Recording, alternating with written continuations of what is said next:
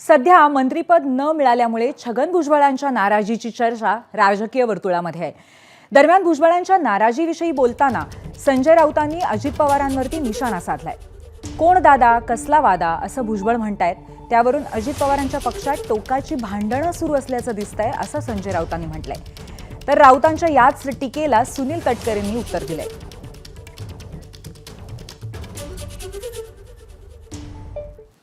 लढाई सुरूच आहे प्रत्येक पक्षामध्ये, ती भाजपात सुद्धा आहे, ती अजित पवारांमध्ये कुठे रडारड आहे, कुठे आदळअपट आहे, पण आहे।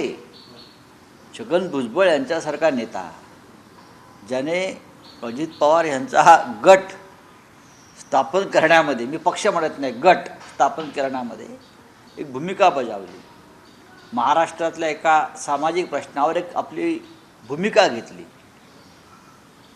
आज ते काय बोलतायत, ते काय रडतायत, कोण दादा कसला वादा, म्हणजे ह्या टोकापर्यंत भांडणं पक्षात सुरू आहेत।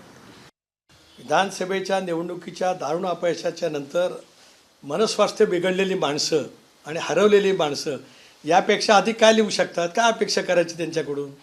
त्यामुळे एकनाथराव शिंदे असतील, अजितदादा असतील, ते खंबीर आहेत, त्यांनी घेतलेल्या भूमिकेशी ते खंबीर आहेत, ठाम आहेत।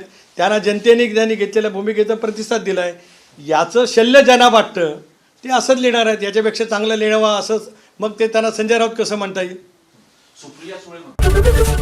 एबीपी माझा, उघडा डोळे बघा नीट।